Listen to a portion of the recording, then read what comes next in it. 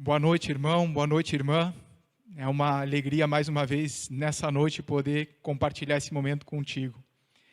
Aí na sua casa, onde você está, né, que você possa se acomodar agora, possa realmente, assim, deixar tudo o que você estiver fazendo aí de lado para juntos adorarmos ao nosso Deus, né? E muito feliz pelo fato de você ter separado esse momento entre todas as opções que você tinha para poder estar aqui com a gente. Vamos, nesse momento, levar os nossos pensamentos ao Senhor, entregando a Ele este culto, pedindo a Ele que nos direcione, que fale aos nossos corações, que receba o nosso louvor. Te convido, onde você estiver agora, a fechar os seus olhos, curvar a sua frente. Vamos juntos à presença do Senhor. Deus amado, Pai, primeiro, Pai, muito obrigado, Pai. Muito obrigado pelo Teu cuidado, Pai, conosco. Muito obrigado pela Tua fidelidade, Pai, porque mais uma semana se passa, Pai, e Tu nos concedes vida e vida em abundância, Paizinho. Muito obrigado pelo Teu cuidado em cada aspecto de nossas vidas, Pai. Muito obrigado por todo o livramento. Pai, nesse momento, Te peço que o Senhor, através do Teu Santo Espírito, esteja nos guiando, que o Senhor receba o nosso louvor, Pai, que o meditar do nosso coração, o nosso falar, Pai, seja agradável a Ti, Deus. Que o Senhor receba esse louvor e, Pai, por favor, que o Senhor sonde os nossos corações, Pai, que a palavra que aqui vai ser pregada hoje realmente, Pai, toque o coração e transforme tudo que precisa ser transformado em cada um dos nossos corações, Pai. Te peço que o Senhor faça isso para a glória do Teu nome, Pai, e no nome santo de Jesus que nós te oramos e te agradecemos, Pai. Amém. Pensando no 2 Crônicas, capítulo 5, versículo 13, a palavra de Deus nos fala que os que tocavam cornetas e os cantores em uníssono louvaram e agradeceram ao Senhor, ao som de cornetas, símbolos e outros instrumentos, levantaram suas vozes em louvor ao Senhor e cantaram: Ele é bom, o seu amor dura para sempre. Te convido nesse momento a louvarmos juntos a esse Deus cujo amor dura para sempre, cuja misericórdia se renova a cada dia. Aclame ao Senhor.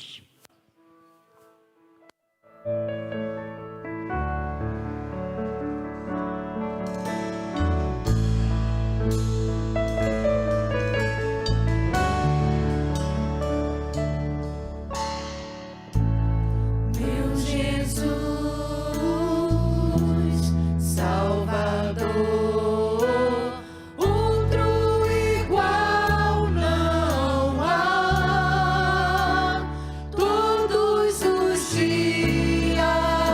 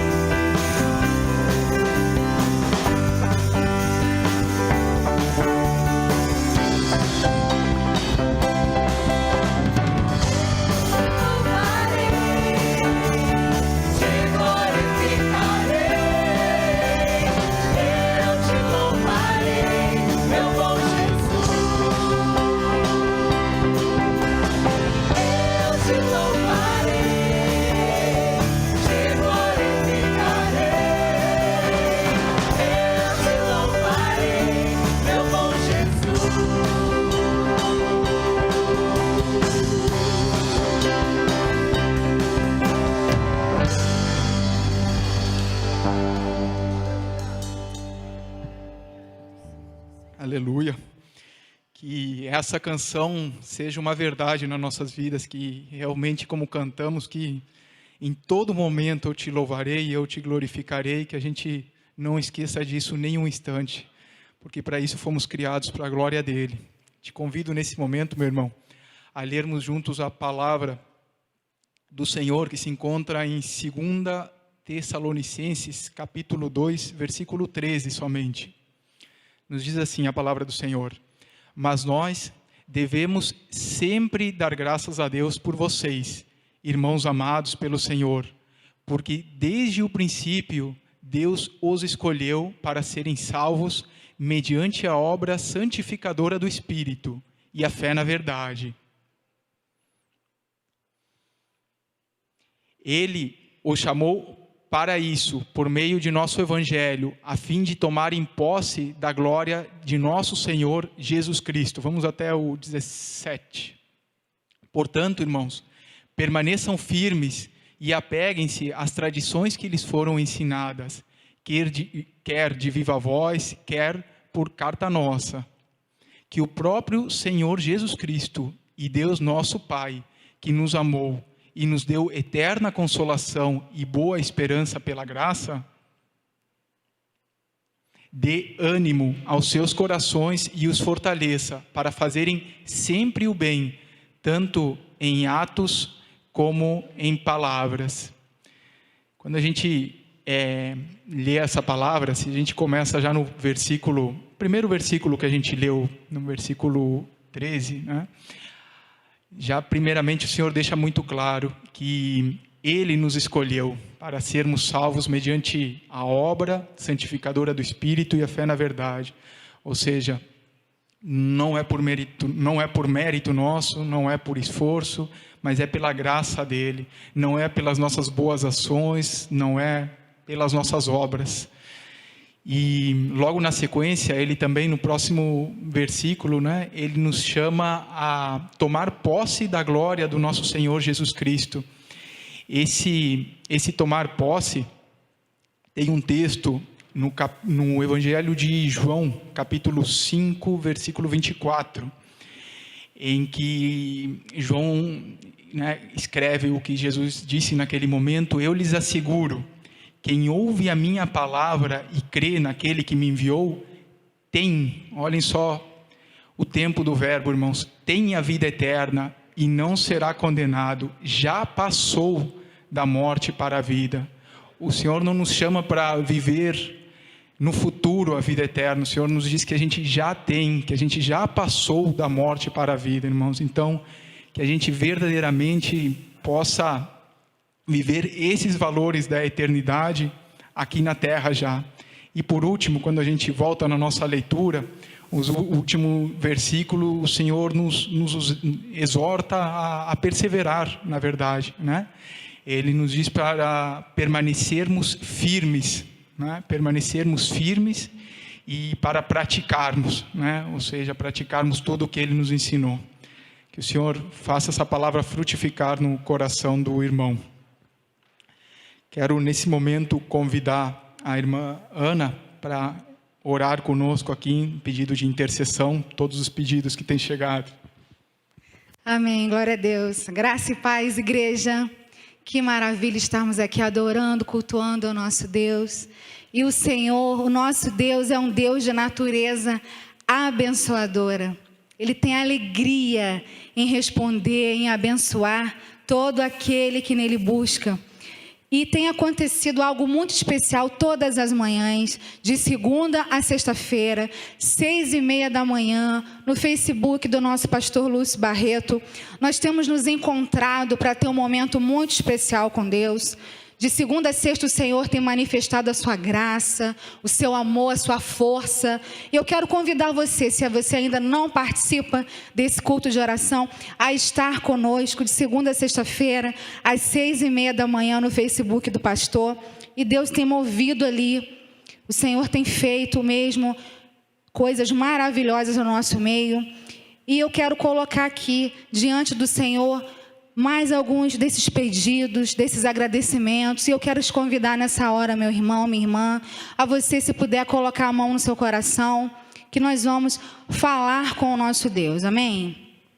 Deus bendito e santo, nós queremos te louvar, te agradecer pelo seu grande e maravilhoso amor, pela tua fidelidade, Pai. Louvado seja o teu nome pelo teu agir no nosso meio. Nós estamos aqui nessa hora, Pai, unindo a nossa fé com o nosso irmão, Pai, para, Deus, te apresentar algumas situações, Deus. Neste momento, Pai, eu quero colocar diante do Senhor os irmãos que estão enlutados, as famílias que estão enlutadas, Pai. O Senhor é o Deus de toda consolação, e eu quero pedir que o teu Espírito Santo venha consolar todo o coração entristecido que perdeu alguém, Deus, nesse tempo, Pai. Senhor, em nome de Jesus, esse tempo tão difícil, onde estamos passando por essa pandemia, Deus, da Covid-19, Senhor, tem misericórdia, Pai, desse tempo nas nossas vidas. Eu quero te pedir por todos que estão enfermos, Pai, pessoas que estão internadas nessa hora, pessoas precisando, Pai, de cirurgia, pessoas, meu Deus, que caíram, estão fraturadas, Senhor. Deus, todo esse povo, Pai, toda a face da terra com essa enfermidade do coronavírus, eu quero colocar diante do Senhor, pedindo a tua intervenção, o teu agir, a tua cura para a glória do teu nome, Pai. E eu quero te pedir também por todos aqueles que estão lá trabalhando na linha de frente, os profissionais da saúde, que o Senhor venha os guardar, que o Senhor venha trazer para eles a proteção do Senhor, Pai. Deus bendito. Eu quero também, meu Deus, te pedir, Senhor, por pessoas que precisam de ser libertas, pessoas que ainda, meu Deus, não tiveram encontro com a presença do teu Filho Jesus, Pai. Deus, que em nome de Jesus, o Senhor venha fazer uma obra, meu Deus, no meio da nossa parentela, dos nossos amigos, dos nossos familiares que nós temos colocado todas as manhãs ali diante do Senhor, Pai. Que o Senhor venha quebrantar os seus corações, venha libertar essas vidas, Pai, e vem salvar para a glória do teu santo nome, meu Deus. Pai, eu também quero te pedir pela provisão do teu povo, porque o Senhor é o Deus de toda provisão, Pai. Que o Senhor venha abrir portas de emprego, que o Senhor venha suprir as necessidades do teu povo, Senhor, em nome de Jesus, meu Deus. E, Pai, também eu quero colocar diante do Senhor a volta do culto presencial. Deus, eu quero colocar diante do Senhor a volta, Pai, das escolas. Senhor, que em nome de Jesus tudo possa ser feito no tempo seguro, no tempo oportuno, para todos, meu Deus. Que o Senhor venha dar direção para toda a liderança das igrejas espalhadas, meu Deus, para as escolas, meu Deus, também, Pai, para todos os governantes, Senhor. Eu quero colocar diante do Senhor o estado do Rio de Janeiro em especial. Que o Senhor venha ter misericórdia, Pai, dos governantes do nosso estado, que venha trazer o sopro do Senhor, a sabedoria do Senhor sobre essas vidas, meu Deus. E mais uma vez eu quero colocar diante do Senhor as nossas vidas, a vida da tua igreja, a vida dos teus servos, Pai. Eu quero te louvar, porque nesse tempo de pandemia, mesmo com cultos online, Pai, o nosso coração está aquecido pela tua presença. A igreja não esmoreceu, a igreja não esfriou, Pai. Nós estamos aqui buscando a tua presença, louvando o teu santo nome, Deus. Louvado seja o teu nome por tudo. Amém, graças a Deus. Vamos continuar adorando, louvando o nome do Senhor, pedindo que Ele venha nos cobrir com a sua mão, com o seu poder, com a sua paz, porque verdadeiramente nós queremos descansar nele. Amém?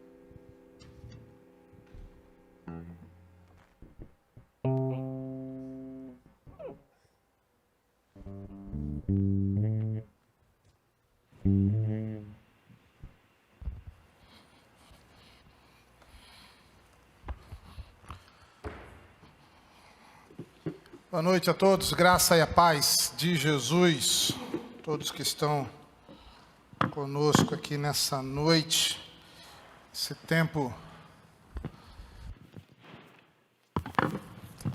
de celebração, esse tempo de adoração, esse tempo de culto.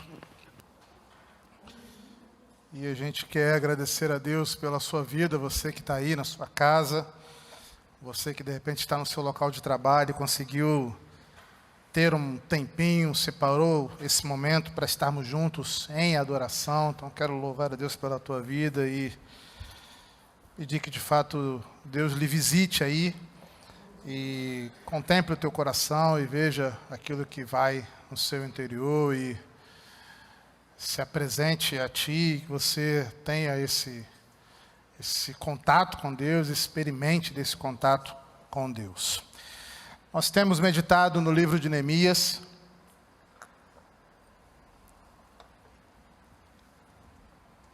Esse tempo é um tempo de recomeço, nós estamos vivendo um tempo de recomeço.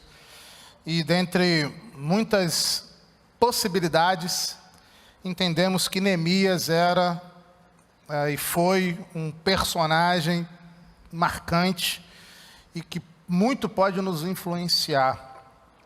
Então, nesse tempo de recomeço, a gente está olhando para Neemias e encontrando em Neemias subsídios, questões que faz a gente olhar para a possibilidade de recomeço. Então quero convidar você aí na sua casa, onde você está, a abrir a sua Bíblia, ou o seu smartphone, ou o seu tablet, no capítulo 6 de Neemias.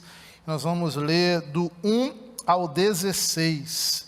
Neemias, capítulo 6, do 1 ao 16.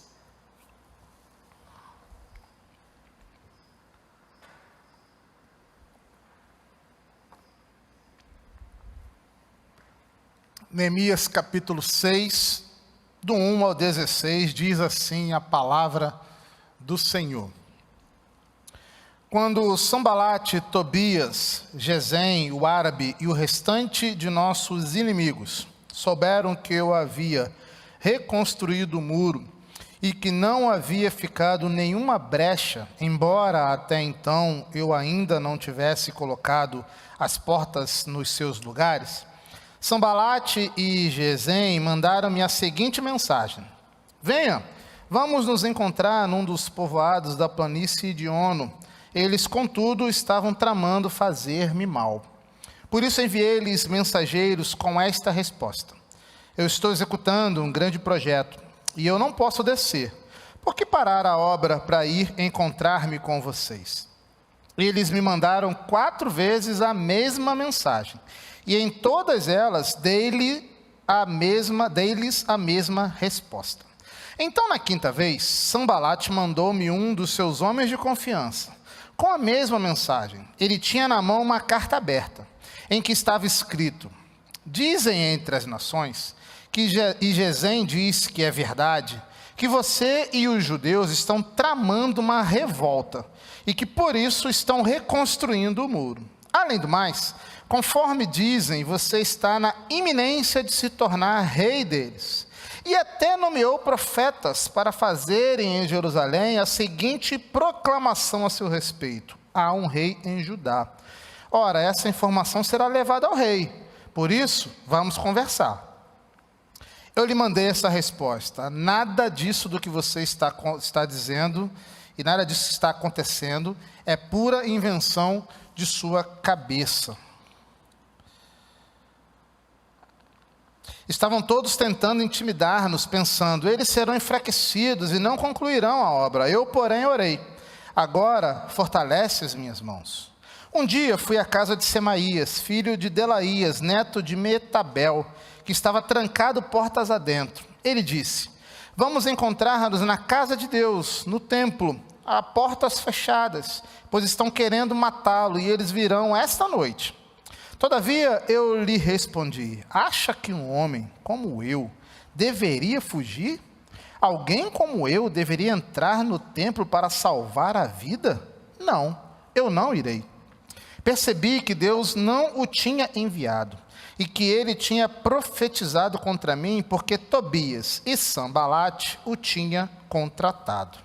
Ele tinha sido pago para me intimidar, a fim de que eu cometesse um pecado agindo assim, e então eles poderiam difamar-me e desacreditar-me. Lembra-te do que fizeram Tobias e Sanbalate, meu Deus. Lembra-te também da profetisa Noadia e do restante dos profetas que estão tentando me intimidar. O muro ficou pronto no dia 25 de Elul, em 52 dias, quando todos os nossos inimigos souberam disso. Todas as nações vizinhas ficaram atemorizadas e abateu-se o seu orgulho, pois perceberam que essa obra havia sido executada com a ajuda do nosso Deus. Vamos orar mais uma vez? Feche seus olhos aí onde você estiver e vamos mais uma vez falar com Deus nessa hora.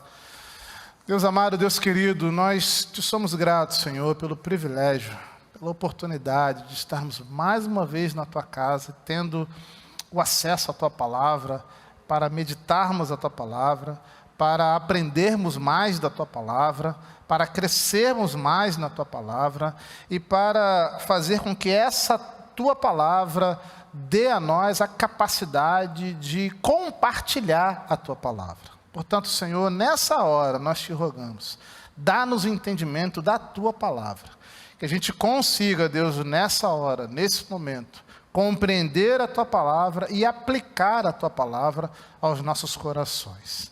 Nos ajude, Senhor, é o que nós te rogamos, para a glória do teu nome, em nome de Jesus, amém. Esse capítulo nós vamos encontrar então, capítulo 6, a finalização da reconstrução dos muros de Jerusalém. Mas, se você tem acompanhado a nossa exposição, se você tem acompanhado os nossos cultos, você viu que não foram tempos de paz, não foram tempos tranquilos. Capítulo 5, por exemplo, capítulo anterior a esse que nós estamos lendo, diz que havia uma queixa entre os judeus a atrapalhar a construção do muro. O que fica claro nesse livro é que a vida é uma batalha do início ao fim. O que fica claro para mim é que Neemias vive esse momento de oposição, mas Neemias não vive um momento de oposição quando ele resolve ir construir os muros. Neemias, ele enfrenta um tempo de oposição, ele enfrenta um tempo de ataque do diabo, ataque do inimigo, porque ele resolveu ser alguém diferente. Porque ele resolveu ser alguém que levou Deus a sério. Se você olhar o texto de Neemias, esses capítulos do 1 ao 5, você vai perceber que Neemias, ele enfrenta problemas antes mesmo de ir à cidade de Jerusalém. Antes mesmo de chegar lá, Neemias já encontra problemas. E quando chega lá, então, ele se depara com esses homens aqui que estão tentando, uma vez também, atrapalhar essa realidade. E aí eu quero dizer para você que a nossa vida é assim. Que os inimigos se levantarão e continuarão se levantando. Você pode ainda não ter experimentado tudo isso na vida cristã, mas saiba de uma coisa, isso vai acontecer. Efésios capítulo 6, Paulo vai dizer que a nossa luta não é contra a carne ou sangue. A gente não luta contra as pessoas. Nós não estamos diante de uma luta de humano com humano, seja qual humano for. Nós estamos diante de uma luta que é travada nas regiões celestiais. É uma luta dos poderes mundiais das trevas, é como diz o apóstolo Paulo. Portanto, nós vamos nos encontrar a todo momento, a todo instante, diante de ataques de Satanás. A todo momento e a todo instante, o diabo vai dar um jeito de atacar a gente. A todo momento, a todo instante, o diabo vai dar um jeito de tentar atrapalhar aqueles que resolvem levar Deus a sério. E aí, nesse pedaço de texto de Neemias 6, nós podemos encontrar pelo menos duas maneiras, e eu penso que isso não é só em Neemias, é na Bíblia toda, duas maneiras que o diabo costuma atacar-nos.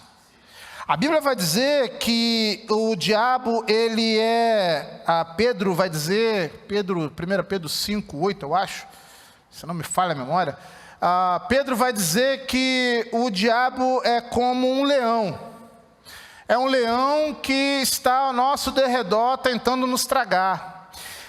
Essa imagem do leão é daquele animal feroz que está experimentando, respirando sangue e de alguma forma vai atrás da caça. Esses dias eu estava vendo, eu já passei da categoria de jovem, né? Então agora eu estou velho. Então na categoria de velho a gente vê alguns programas que são de velho. Por exemplo, Discovery Channel é de velho. National Geographic é de velho. Esses dias eu descobri que o Percy falou para mim que ele nem vê mais televisão. E aí eu me senti velho, porque eu gosto de ver televisão, eu gosto de ver filme, e aí eu pensei, não, já passamos dessa fase, agora é YouTube, é Netflix e tá bom. Então eu me assumi velho, pronto, agora eu sou o velho. E aí eu estava vendo lá, o Discovery Channel estava falando que a mordida do leão, ela é tão forte que ela pode destroçar o osso mais forte que nós temos no corpo humano, que é o fêmur. Que se o leão resolver dar uma patada no nosso crânio, esmaga o nosso crânio como se fosse casca de ovo. Olha que tremendo. Força que o leão tem. E aí Pedro está olhando para essa força do leão e está dizendo assim, olha, o diabo é isso aí. E ele vai dar um jeito de te atacar, de ir atrás de você, de lhe perturbar, porque ele é um leão que está ali ao derredor, dando um jeito de alguma forma, caçar você e atrapalhar você. Quer ver um bom exemplo disso? Um bom exemplo é Jó. Porque diz lá a palavra de Deus, que Deus olha para o Jó e olha para o diabo e fala assim, está vendo meu servo Jó? Você é um homem bom. Jó é um camarada que é o seguinte, diabo, homem temente a Deus. Esse cara é fiel. Olha, eu olho para o Jó e sinto orgulho de Jó. E aí o diabo fala assim, mole, é fácil ser temente a Deus, ser fiel, quando você tem tudo. Faz o seguinte, me dá autorização, e é bom que fique claro isso, há uma autorização de Deus para que o diabo ataque. Então Deus autoriza, e o que é que diz sobre a história de Jó? Que o Jó é destruído de tudo, só não perde a vida. E a mulher dele que fica lá do lado dele também. Isso é uma outra história para um outro momento. Mas o ataque furioso do diabo, esse ataque furioso faz com que Jó perca tudo. Então o diabo tem uma forma de lidar. O diabo ele tem um jeito de atacar. E qual é o jeito? É como um leão. Então ele é furioso, ele dá um jeito. Mas também não é só isso. O diabo tem um outro tipo de investida. E aí o apóstolo Paulo vai dizer que, 2 Coríntios 11, 14, o apóstolo Paulo vai dizer que o diabo é chamado e se disfarça como anjo de luz. O que isso significa? Que às vezes ele não é esse ser que aparece de forma feroz, dando um jeito de acabar com tudo de uma vez por todas. Às vezes ele é o disfarçado. Às vezes é aquele que sussurra opções. Às vezes ele é aquele que sugere. Como eu já estou velho mesmo, posso falar de filme velho. Tem um filme muito antigo, chamado Advogado do Diabo. É velho, né? É velho. Pois é. Esse filme é sensacional. Porque tem lá o advogado velho, né, o mais velho, que é o diabo. E ele está ensinando advogado, oh meu Deus. Coitado do Felipe. Não vê esse filme não, Felipe. Você está proibido de ver esse filme. E ele está ensinando o advogado mais novo a ser um advogado top, promissor, um advogado que vai ganhar todas as causas. Só que esse advogado novo, que é o Keanu Reeves, o advogado velho é o Al Pacino, e o advogado novo é o Keanu Reeves. O Keanu Reeves, ele é muito espalhafatoso, ele é muito fanfarrão, e aí o Al Pacino chega para ele e fala assim, calma, não é assim.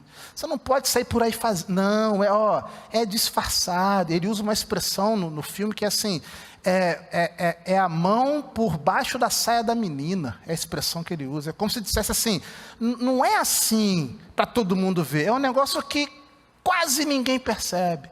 É sutil. Então o diabo, às vezes, não é aquele espalhafatoso. O diabo é aquele que é sutil. É aquele que vai chegar para Jesus, por exemplo, lá Jesus está 40 dias no deserto, e 40 dias sem comer, Jesus está com fome, aí o diabo chega de maneira sutil e fala assim, para que a fome, Jesus? Temos aqui pedras, o Senhor tem poder. Olha, é legítimo que o Senhor transforme essas pedras em pães e o Senhor sacia a sua fome. Afinal de contas, o Senhor é filho de Deus. E será que Deus ia deixar um filho dele ficar com fome? Claro que não. Então, Jesus, é simples. Pega aí e transforma em pão essa pedra e o Senhor coma. Percebe que é sutil, percebe que é ali quase que legítimo. E o diabo, então, também, ele age assim. Então, o diabo tem duas formas de agir no nosso meio. Leão é aquele espalhafatoso, é aquele que dá um jeito, todo mundo percebe, é nítido que ele está agindo. Ou então, ele é o anjo de luz. É aquele que vai ali por detrás dos cantos, sem que ninguém perceba. Independente de qual seja esse ataque, se a gente não prestar atenção, a gente cai em ruína. Independente se ele atacar-nos como leão ou como anjo de luz, se a gente não se atentar para essa realidade, se a gente não entender o que está acontecendo e resistir ao que está acontecendo, nós vamos acabar caindo nesse processo. O apóstolo Paulo chega a dizer, em 2 Coríntios 2,11, que a gente não deve ignorar os artifícios do diabo. Não dá para fingir que ele não existe. Ele está aí, então a gente precisa identificar essa realidade.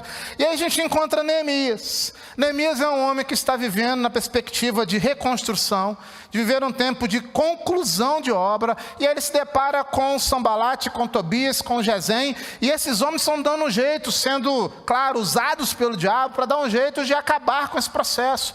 E aí há nessas duas opções, nessas duas formas de ataque, a clareza de que é o diabo agindo contra Neemias. Então eu quero conversar com você nessa noite sobre o que a gente precisa fazer para resistir aos ataques do inimigo e viver os propósitos de Deus. Deus te fez com um propósito. Deus te fez com uma condição de viver para a glória dele. E se a gente não prestar atenção a esses ataques do diabo, se a gente não conseguir resistir, nós vamos perder o propósito para o qual ele foi gerado para nós e que nos fez criação dele. Então, o que você precisa fazer para resistir aos ataques do inimigo e viver os propósitos de Deus? Em primeiro lugar, discernir o que é voz de Deus e o que é intimidação do mal. Primeira coisa que a gente precisa fazer é saber o que é voz de Deus e o que não é voz de Deus. Vamos lá, o texto, capítulo 6, de 10 a 13, diz assim: Um dia fui à casa de Semaías, filho de Delaías, neto de Meetabel, que estava trancado portas adentro. Ele disse: Vamos encontrar-nos à casa de Deus, no templo, a portas fechadas, pois estão querendo matá-lo. Eles virão esta noite. Veja, ele está olhando para o Neemias, falando assim: Neemias, eu quero dar um jeito de proteger você. Eu quero dar um jeito de fazer com que você não sofra, não caia nas mãos desses homens. Então vamos lá para dentro da casa de Deus e lá você vai estar protegido, você vai estar guardadinho, nada vai lhe acontecer. A proposta é até interessante. A proposta é até boa, afinal de contas Neemias está vivendo um ataque. Então faz sentido alguém chegar para mim e falar assim: quer um lugar de proteção boa? Casa de Deus. Vamos lá para a casa de Deus, que lá você fica guardadinho, lá ninguém vai te atazanar, Tobias, Gesem, Sambalate não vão te atacar, e lá você vai estar tranquilo. Bom, mas vamos continuar. Todavia eu lhe respondi, Neemias falando: acha que um homem como eu deveria fugir? Alguém como eu deveria entrar no templo para salvar a vida? Não, eu não irei. Percebi que Deus não tinha enviado e que ele não tinha profetizado contra mim. Ele tinha profetizado contra mim, porque Tobias e Sambalate o tinha contratado, ele tinha sido pago para me intimidar. Essa expressão de Neemias me chama muita atenção, porque a Bíblia não diz que Deus revelou a Neemias que havia um plano. Não há uma manifestação do poder de Deus, não há uma teofania. Não há um momento em que Neemias olha para o céu e contempla Deus, e Deus olha para Neemias e fala assim: meu filho, estão tentando armar para você. Não há isso. Nós não encontramos isso nesse texto. O que é que nós encontramos? Encontramos uma expressão: percebi que Deus não tinha enviado e que ele tinha profetizado contra mim, porque Tobias e Sambalate tinha contratado. Essa expressão é interessantíssima, porque não há uma clara fala de Deus para Neemias. O que é que há? Há uma percepção de Neemias. Agora, por que Neemias percebeu? Por que Neemias, quando ouviu isso da boca desse homem, percebeu que não era de Deus? Porque Neemias conhecia a Deus. Neemias conhecia Deus, e pelo fato de conhecer a Deus, ele discerniu, porque sabia o que Deus queria. Ele olhou, ele olhou para essa situação, dessa proposta, assim, isso aí não é de Deus. Essa proposta não vem de Deus. Eu conheço Deus, eu tenho relacionamento com Ele, eu sei que Deus não ia me sugerir isso, Ele não ia me propor isso, então isso aí não é de Deus. Eu estou percebendo que isso não é de Deus, então eu digo não para essa proposta. Quando a gente conhece a Deus, quando a gente vive um relacionamento de intimidade com Deus, a gente começa a perceber que a gente não é enganado facilmente. Quando a gente tem um relacionamento com Deus, a gente começa a perceber o que é real, o que é verdadeiro, e aí a gente identifica logo o que é falso. Quer ver um exemplo de gente que infelizmente achava que conhecia Deus e que acabou percebendo que não se conhecia ainda Deus tão bem assim? A gente vai olhar lá em Gênesis capítulo 3, versos de 1 a 5, que é quando há a queda do homem.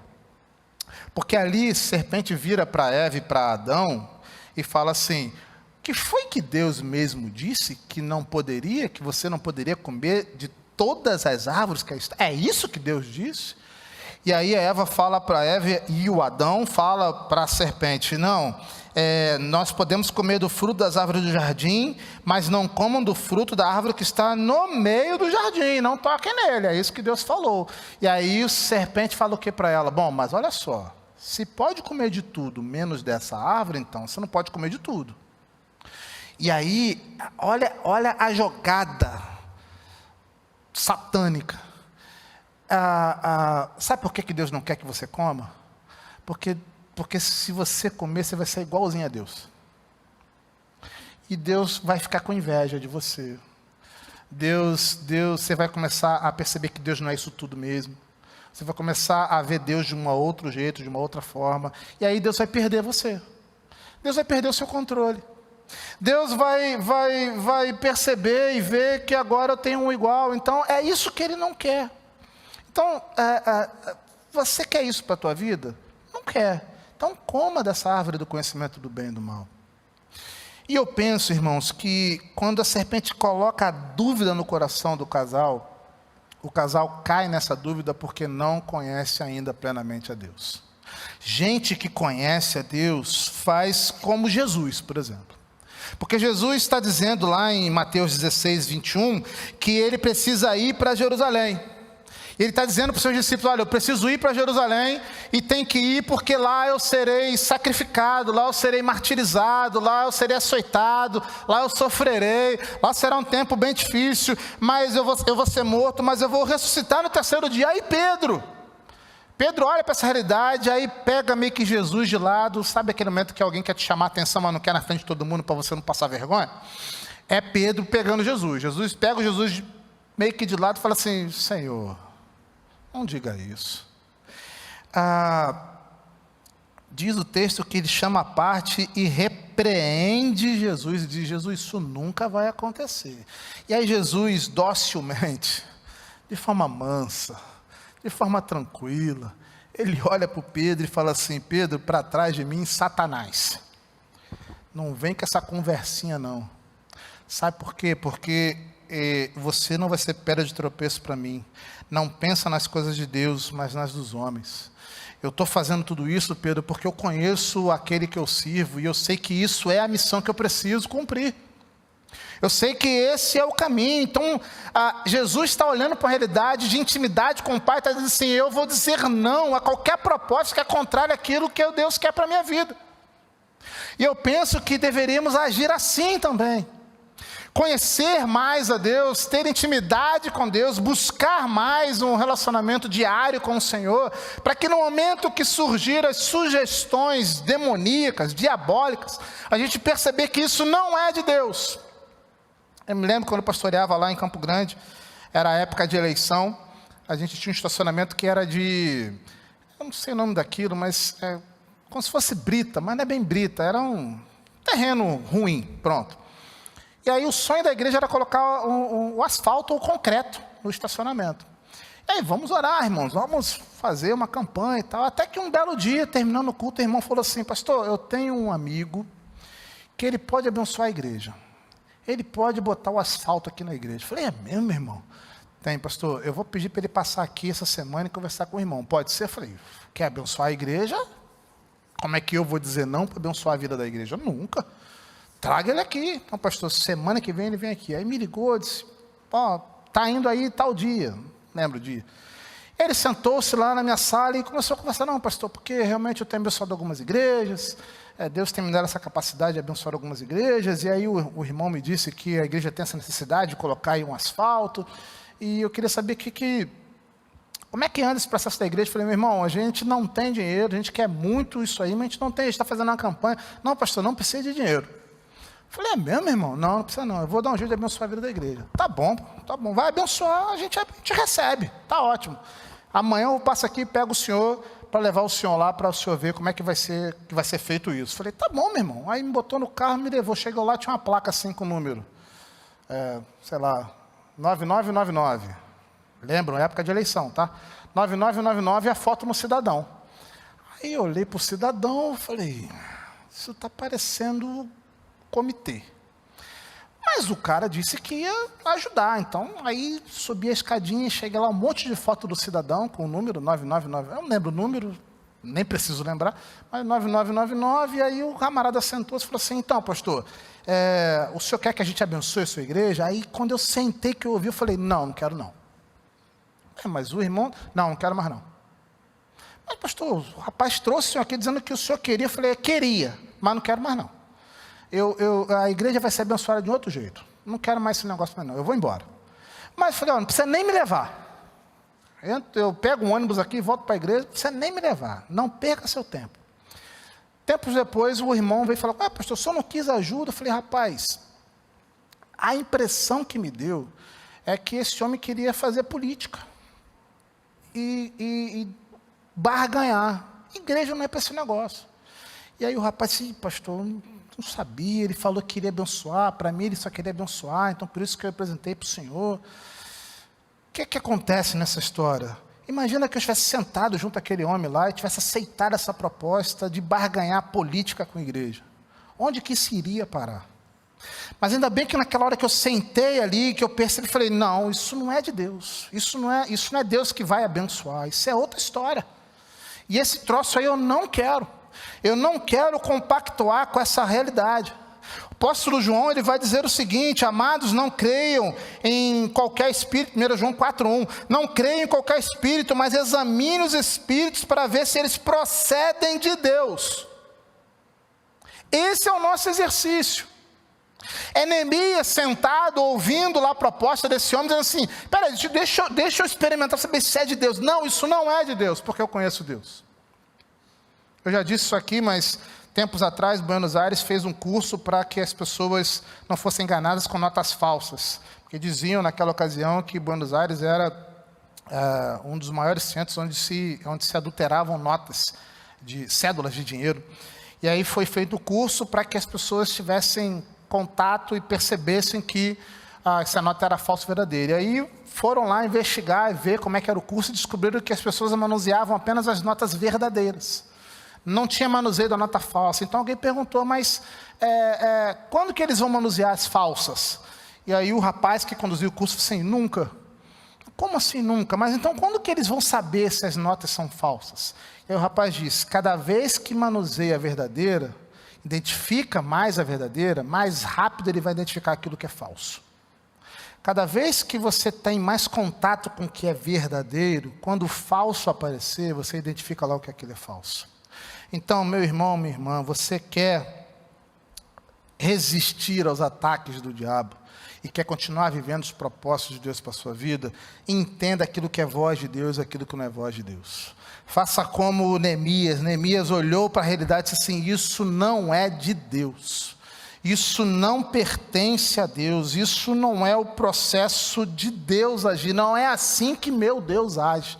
Não é assim que Ele vai fazer. Não é com propostas sedutoras. Não é com barganhas. Não é com o troca-troca. Não é com o ganha daqui. Deus não age assim. Nosso Deus é graça. Quando Ele resolve abençoar, Ele resolveu abençoar. Por isso que o apóstolo Paulo vai dizer que Deus já nos abençoou, já está lá, está garantido, é nosso. De vez em quando a gente canta uma musiquinha meio estranha no nosso meio, né? Que diz que a gente vai atrás das bênçãos. Isso aí não é de Deus não, porque a Bíblia diz que Deus já nos abençoou.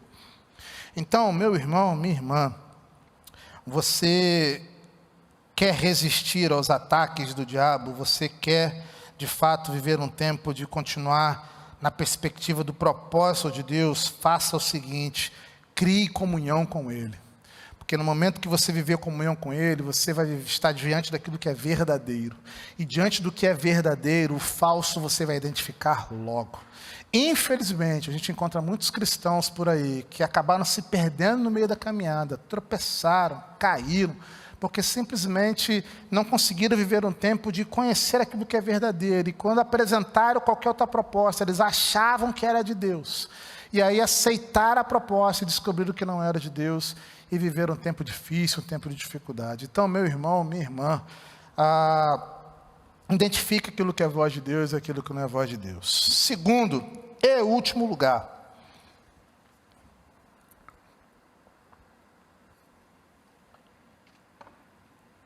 como é que a gente resiste aos ataques do diabo? A gente tem que se manter focado no propósito de Deus. E aí o Neemias, versículo 13, ele vai dizer: estou executando um grande projeto e não posso descer. Por que parar a obra para ir encontrar-me com vocês? Manter-se focado faz com que os seus esforços e energias se encontrem no que é importante.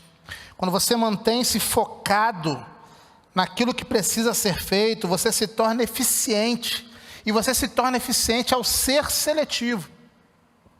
Propósito sempre produz entusiasmo. Nada mais traz vigor e quando você tem um propósito claro. Quando você perde essa paixão, quando isso se esvai, quando você passa a viver sem esse propósito, até o levantar é um fardo. Eu penso que quando a gente vive fardo no trabalho, não é porque é excesso de trabalho, é porque é trabalho sem sentido. Quando a gente vive fardo no trabalho, quando a gente vive o tempo de esgotamento, muitas vezes não é porque é muita coisa a se fazer, mas é porque aquilo que tem para se fazer não faz sentido nenhum para você, e isso tira de você essa condição de viver aquilo que é pleno. Neemias estava focado naquilo que era a obra do Senhor na vida dele e na vida do povo, e ele estava preocupado com o que Deus estava realizando. E aí eu penso, irmãos, que o recomeço começa quando estamos focados naquilo que Deus fará em nós. Quando a gente olha muito para o passado, quando a gente olha muito para as circunstâncias negativas, quando a gente olha muito para os traumas, quando a gente olha muito para os medos, quando a gente olha muito para aquilo que perdemos, a gente vai perdendo o caminho que Deus tem traçado para nós. Quando a gente começa a perceber muito aquilo que ficou e que se perdeu, a gente vai se esgotando naquilo que ficou e que se perdeu. Por isso que eu gosto do apóstolo Paulo quando diz lá em Filipenses 3, 13 e 14: esquecendo-me das coisas que ficaram para trás, avançando para as que estão adiante, eu prossigo para o alvo. Eu olho para frente. Eu olho para essa realidade daquilo que Deus quer fazer na minha vida. Eu não vou olhar para trás. Eu não vou me preocupar com aquilo que ficou para trás. O escritor de Hebreus nos anima ainda muito mais, porque ele vai dizer, capítulo 12, de 1 a 3, portanto também nós, uma vez que estamos rodeados por tão grande nuvem de testemunhas, livremo-nos de tudo que nos atrapalha e do pecado que nos envolve, e corramos com perseverança a corrida que nos é proposta, tendo os olhos fitos em Jesus, autor e consumador da nossa alma e da nossa fé.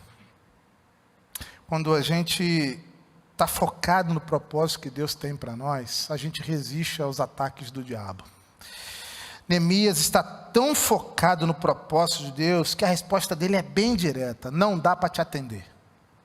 Neemias, vem aqui, eu quero bater um papo contigo, vamos resolver. Não dá, eu tenho um trabalho tão grande, Deus me confiou algo tão tremendo. A obra que Ele deu para mim é algo que me compromete tanto que se eu largar isso agora, eu estou ameaçando o trabalho de Deus. Se eu abrir mão disso agora, eu estou abrindo mão daquilo que é o que Deus quer que eu faça. Eu penso que isso é um valor para todo cristão. Nós fomos chamados para uma grande obra de Deus. Deus nos deu uma grande obra. A gente está vivendo um tempo muito louco na nossa história, muito estranho. Mas é essa hora, esse momento que a gente consegue contemplar essa grande obra que Deus quer fazer no meio de muita gente, por intermédio de nós.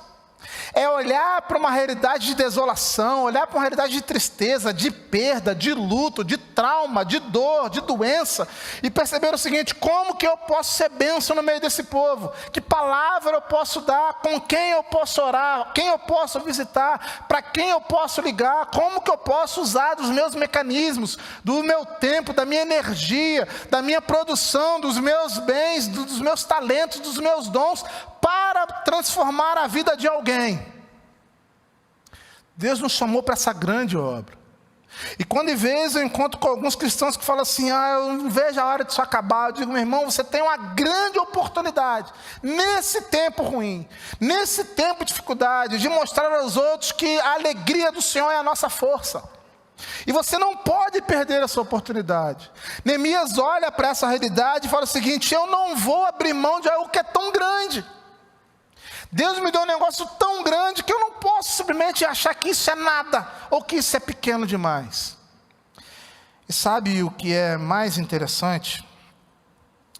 É que quando você olha para aquilo que você vai fazer como obra de Deus, você percebe que não é você. O apóstolo Paulo, por exemplo, ele vai dizer lá para o Timóteo, 2 Timóteo 2, 13 e 4, ele vai dizer assim: suporte as dificuldades conosco como um bom soldado de Cristo. E ele vai dizer mais: ninguém servindo como soldado se envolve com os assuntos civis, ele quer agradar seu comandante. Eu lembro que uma vez para ir para a casa do meu pai, eu tenho 2 caminhos a fazer: ou eu posso ir por Teresópolis ou por Petrópolis. Por Teresópolis eu acho que é mais rápido, mas por Petrópolis o passeio é mais bonito. Então, de vez em quando, a Bianca não gosta muito, porque acho que demora muito, mas eu gosto de ver beleza na estrada. Eu sou velho, né? Então, velho gosta disso também, né? De ver as flores. Velho tem esse negócio, né? De ver... Ai, ai. Então, eu lembro que uma vez a gente, então, quando vai por Petrópolis, passa por algumas cidades, por isso que demora, porque passa no meio de algumas cidades, então tem quebra-mola, paralelepípedo, então demora um pouco mais. Numa das cidades chamada Anta, a gente passa no muro de um quartel da PM. E lá tem uma frase que, quando eu li, aquilo ficou gravado no meu coração. Porque lá diz assim: quando o ideal é maior que a vida, vale a pena perder a vida pelo ideal. Aquilo ficou gravado no meu coração. E quando eu olho, por exemplo, para essa orientação do apóstolo Paulo, isso é uma realidade daqueles que resolvem viver a obra de Deus. Porque quando o soldado luta ou vai à guerra para lutar, ele não está somente protegendo a sua vida. Quando o soldado está à guerra, ele está protegendo aquilo que está por trás dele. Quando o soldado vai à guerra, tem o ideal que é maior que a vida dele, em que ele resolve inclusive perder a vida por causa disso.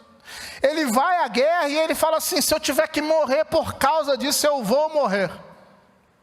Logo, o inimigo, quando ataca o soldado, ele não está atacando o soldado, ele está atacando aquilo que está atrás do soldado. O que eu quero dizer com isso? Quando a gente experimenta o ataque de Satanás, não tem a ver com a gente, tem a ver com aquilo que vai envergonhar o nome de Deus. Eu me lembro que, eu já estou falando que eu sou velho mesmo, então eu era bem moleque, mas eu era bem moleque. Existia na televisão um pregador chamado Jim Swaggart. Lembra disso, Zé? O Zé, que é tão velho quanto eu não vou perguntar mais pessoas aqui, não. O Zé está falando que é bem mais velho que eu. Imagina, tem tanto. Mas eu era moleque, então tinha na televisão um cara que pregava todo domingo de manhã chamado Jim Swaggart. E era impressionante, esse homem arrebatava multidões. Era um negócio assim espetacular. E ele tinha pastores, inclusive, que ouviam o sermão do camarada de manhã, escrevia para pregar na igreja no domingo de manhã, ainda tinha isso. E aí eu lembro que esse homem, o meu pai, por exemplo, ele ouve o evangelho e começa a ouvir o evangelho, entender o evangelho pelo Jim Swaggart. Até que um belo dia vem a notícia de que Jimmy Swaggart, ele cai em adultério, e todo o ministério de Jimmy Swaggart, ele é acabado, destruído por conta desse caso de adultério. E eu lembro que sentado assim, conversando com meu pai, para dizer assim, o problema não é ele cair em adultério. Eu falei, como assim, pai? Ele vai acabar com a carreira dele, com a vida dele, acabou os programas. Ele, então, o problema não é esse, meu filho. O problema é o impacto disso no evangelho do reino. O que isso vai gerar para o evangelho do reino. E aí eu estava então estudando sobre isso, e eu achei muito interessante, porque isso é o que acontece com Sansão.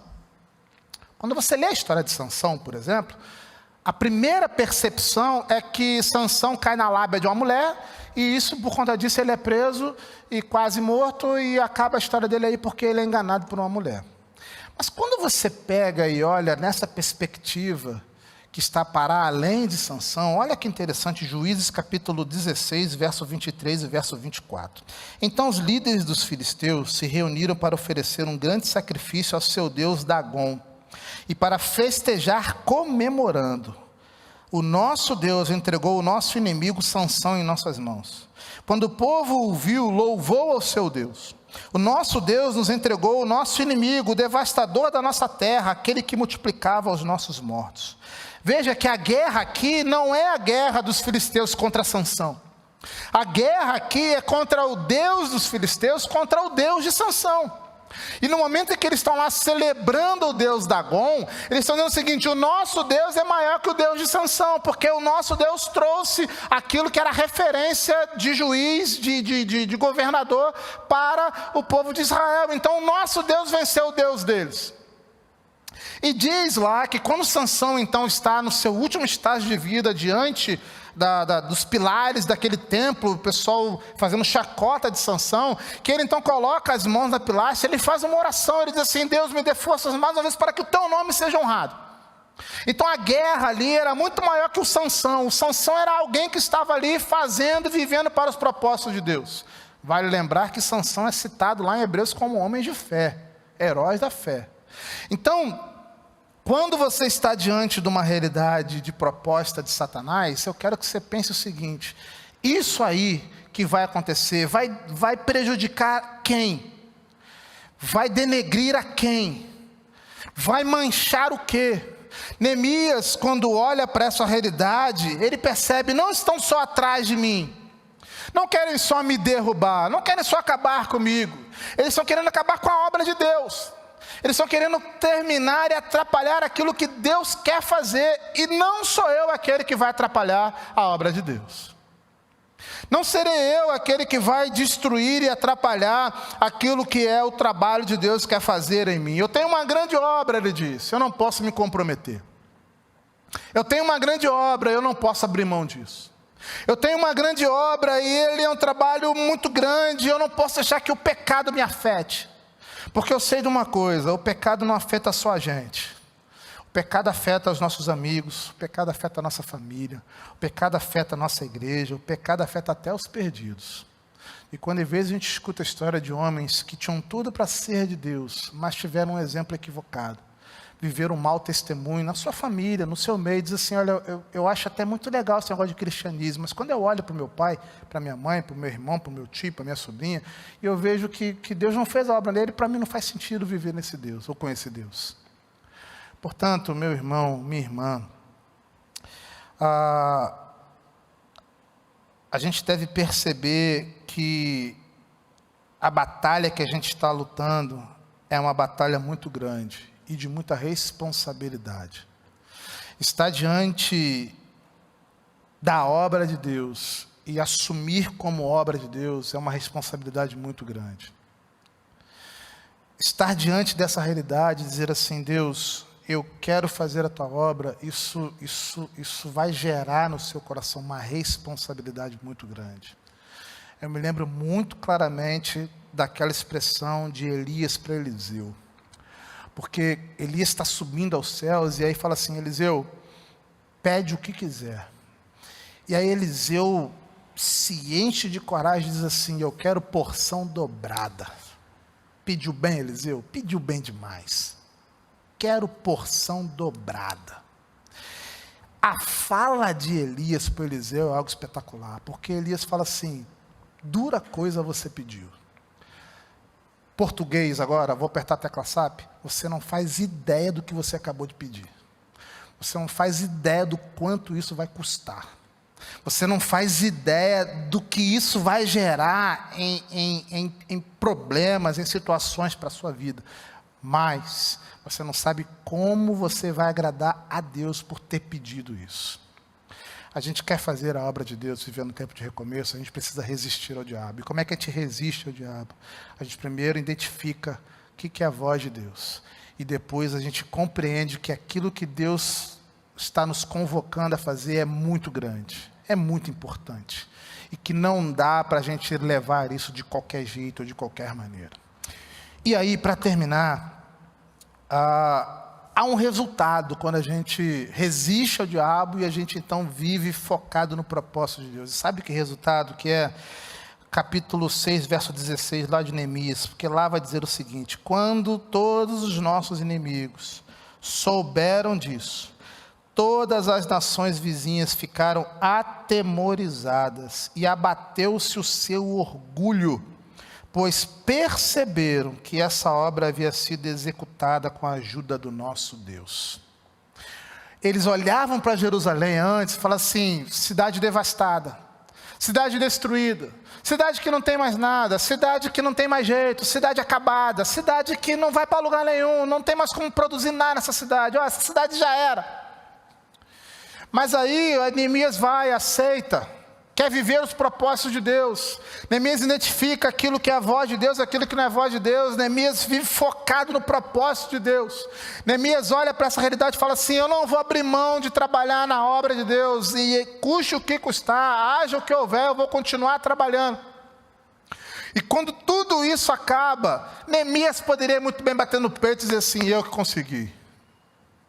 Se não fosse a minha administração, se não fosse o meu planejamento, se não fosse a minha conversa para cima do rei, isso não aconteceria, então eu que consegui. Mas a percepção que é o mover de Deus é tão claro que não só Neemias não faz isso, como as pessoas que antes olhavam para a cidade destruída e falavam que era uma cidade destruída e se enchiam de orgulho, dizendo que Jerusalém já era, agora eles olham para Jerusalém e falam assim: e agora? Eu estou diante de Jerusalém, e agora diante de Jerusalém eu olho e eu fico com medo. Me gera temor. Sobe em mim aquele sentimento de que Deus é poderoso mesmo. Quando a gente vive o processo de resistência, e a gente então consegue compreender o que é a voz de Deus, e está focado no propósito de Deus, todo mundo que te vê contempla Deus em você. As pessoas olham para você e percebem nitidamente que foi o poder de Deus, que foi a manifestação da graça de Jesus. E quando alguém chega para você e diz assim: olha, como é que isso aconteceu? Como é que isso foi possível? Você tem o privilégio de dizer assim: isso é Deus. É o mover de Deus, é o agir de Deus. E toda honra e toda glória seja dada a Jesus. Por isso, meu irmão, minha irmã, guarda no seu coração Filipenses 1:6. Guarda no seu coração essa palavra, porque vai dizer que eu estou convencido de que aquele que começou a boa obra em vocês vai completá-la até o dia de Cristo Jesus. Deus vai completar. É um recomeço? Estamos vivendo um tempo de recomeço? Estamos. É fácil? Não, não é fácil. Estamos diante de ataques do inimigo? Estamos. Estamos diante de ataques do inimigo de várias formas. Basta você ligar a televisão, basta você acessar a internet, basta você ouvir alguns certos tipos de música, basta que você abra a porta da sua casa. Basta que você entre e abra a janela da sua sala e você contemple aquilo que está acontecendo ao seu redor, você vai ver nitidamente que o diabo tem sim feito ataques, de algum momento feroz, como leão, de outras maneiras sutil, como um anjo de luz. E aí nessa hora a gente chega para Deus e fala assim: Deus, me dá discernimento, me dá essa capacidade de ouvir o Senhor, me dá essa capacidade de ouvir a Tua voz, de identificar aquilo que é a Tua voz, me dá essa capacidade, como o próprio Jesus vai dizer, lá no Evangelho de João, no capítulo 15, quando ele está falando que ele é a porta das ovelhas. E é interessante que ele vai dizer, capítulo 10, ele vai dizer que, a partir do verso 2, aquele que entra pela porta é o pastor das ovelhas. O porteiro abre-lhe a porta e as ovelhas ouvem a sua voz. Ele chama as suas ovelhas pelo nome e as leva para fora. Depois de conduzir para fora todas as suas ovelhas, vai adiante delas e elas o seguem porque conhecem a sua voz. E aí olha que interessante que ele vai dizer. Mas nunca seguirão um estranho. Na verdade, fugirão dele, porque não reconhecem a voz de estranhos. Nós somos de Deus, nós não vamos reconhecer voz estranha. Como é que a gente resiste quando a gente tem consciência que nós somos de Deus? E aí eu quero terminar essa noite perguntando isso para você. Meu irmão, você é de Deus. Você foi lavado e remido pelo sangue do Cordeiro. Você aí na sua casa, você aí que separou esse tempo para ouvir essa palavra, você entende, tem consciência de que você é de Jesus, porque se você não for, eu quero te fazer uma proposta nessa noite. A proposta é muito clara, dobrar o seu joelho onde você está e dizer, Senhor, eu quero ser teu, eu quero pertencer a ti, eu quero ser o teu filho. A palavra de Deus nos garante que para todos aqueles que creem no nome, Ele nos deu o poder de ser chamados filhos dEle. Então é possível você se tornar um filho de Deus. E não mais cair no engano do diabo, não mais cair nas propostas fantasiosas de Satanás, não mais cair na lábia do diabo. É possível sim. É possível você parar de viver a sua vida aos trancos e barrancos. É possível. É possível você viver uma vida alicerçado na rocha. É possível. Então se você ainda não é, aí onde você está, dobra o seu joelho e faça uma oração a Deus. Diga, Senhor, eu quero ser teu. Eu quero ser teu filho. Eu quero que o Senhor seja o Senhor da minha vida. Agora, se você já é de Deus, então, a minha pergunta para você é, você está conseguindo resistir aos ataques do diabo? Você está conseguindo compreender aquilo que é voz de Deus? Você está conseguindo perceber e entender tudo o que está acontecendo ao seu redor para que você permaneça firme, fiel e concentrado naquilo que é o propósito de Deus para a tua vida? É isso que Deus espera de nós. É isso que Deus espera da gente. Que a gente viva focado nisso. Que a gente viva com o propósito dele bem claro diante de nós. E aí quando vier as propostas de Satanás, a gente vai olhar e vai dizer assim, não, eu não. Nessa eu não caio. Porque eu conheço meu Deus, e eu sei que meu Deus jamais proporia algo, ia propor algo como isso. Então, meu irmão, minha irmã, que essa palavra seja uma verdade no seu coração, e que você consiga resistir fielmente aos ataques de Satanás. Que você resista, não pela sua força, não pelo seu poder, mas que você resista porque você entende quem você é em Cristo Jesus. E em Cristo Jesus, Ele te dá toda a condição de resistir ao diabo, porque resistindo a Ele, diz a palavra, Ele vai fugir de você. Amém? Que Deus te abençoe e que você viva essa realidade em Cristo Jesus. Estamos chegando ao final do nosso momento de culto.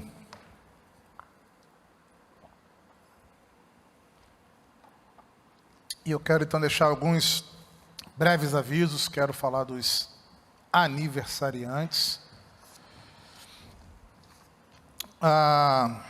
Dia 9, Eric Alves dos Santos, também no dia 9, Isaqueu Lopes da Silva, no dia 10, a Silvia Freitas Ganzaroli, dia 10 também Antônio de Souza Caetano, Márcia Fernandes Mendes de Andrade. Dia 12, Dia 12 temos churrasco. Já pode.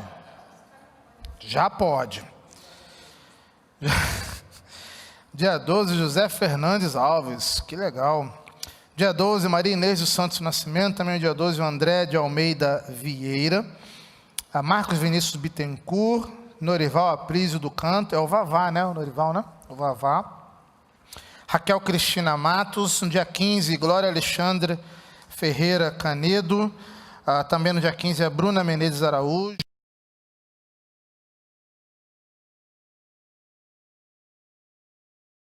Vai estar vendo aí, está projetando para você também. Anota esses números aí. E aí, nos dias que estão aí anotados, liga para esses irmãos aí, dá o parabéns. Eles vão ficar felizes de ouvir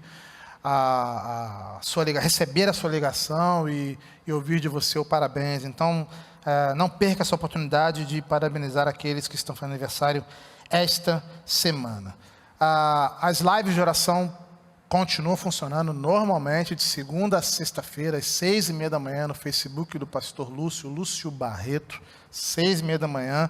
Se você quer fazer algum pedido de oração, você quer pedir algo, vai estar na tela aí o número do WhatsApp da nossa igreja, e você pode então procurar o WhatsApp, mandar uma mensagem dizendo: olha, eu quero fazer um pedido X, eu quero pedir por algo, ou agradecer também. Esse pedido vai entrar na lista de oração, e a gente vai então ter um momento de oração, por isso que você vai colocar aí no seu pedido. Tá bom? Então, de 6h30 até mais ou menos 7h15, 7h20, a gente tem o nosso momento de oração. Quarta-feira, a gente continua com o Celebrando a Recuperação, às 19h30. São palestras que foram feitas, a grande parte delas na Igreja Batista Curuçá, e eles então nos abençoaram com assuntos que são extremamente relevantes a nós e para nós. Então, quarta-feira, no YouTube da nossa igreja, às 19h30, Celebrando a Recuperação. E sexta-feira, culto de oração. Nós começamos, na última sexta-feira, nós começamos a falar sobre bem-aventurado, a alegria do Senhor nossa força, no livro dos Salmos. A gente vai contemplar alguns salmos e essa expressão do bem-aventurado em alguns salmos. Então, convido você a participar conosco às sextas-feiras, a partir das 19h30, no YouTube da nossa igreja. Se você não é inscrito no nosso canal ainda, você tem uma grande oportunidade de fazer isso agora. Você está aí já participando conosco, se inscreva no nosso canal, marca aí o sininho para você receber as notificações, e também compartilhe esse nosso canal com mais pessoas, com aqueles que podem nos abençoar. Nós temos uma meta de chegar a 1.000 inscritos, estamos com cerca de 730 mais ou menos. Nós estamos próximos, mas a gente precisa da sua ajuda e da forma que você puder nos abençoar. Se você não veio pela manhã, você tem a oportunidade de entregar o seu dízimo e a sua oferta. Você pode fazer isso de forma digital, vai estar na tela aí a conta da nossa igreja, o Banco Bradesco, a agência e a conta, o CNPJ, para que você consiga fazer isso. Você pode fazer essa transferência e depois enviar o comprovante para o número do WhatsApp da nossa igreja, ou então vir no próximo domingo, colocar no envelope, no gasofilácio. Fique à vontade. É mais uma forma que você tem também de devolver parte daquilo que Deus tem feito a você. Na verdade, o valor financeiro é quase nada diante de tudo aquilo que Deus tem feito no nosso meio, diante de nós. Tá bom? Mais uma vez agradecer a Lúcia Maranhão, que tem nos abençoado com a interpretação em Libras. Obrigado, minha irmã, mais uma vez, que nos abençoou nessa noite. Agradecer mais uma vez ao Percy, que incansavelmente aí tem nos ajudado com a transmissão. Cadê o Zé? Ao Zé, que tem trabalhado aí piamente aí aos domingos. E agradecer a você que participou conosco, agradecer ao Marcelo, que nos ajudou aqui, nos dirigiu esse momento de culto. Obrigado pela tua vida, meu irmão, que Deus lhe abençoe. E agradecer a você que participou conosco até esse momento agora, que o Senhor lhe abençoe, lhe guarde, que seja uma semana de paz, uma semana cheia de esperança, e uma semana com a certeza de que você experimentará da visitação de Deus e sua vida será transformada. Amém? Que Deus nos abençoe. Vamos terminar louvando a nosso Deus e que você tenha uma semana abençoada.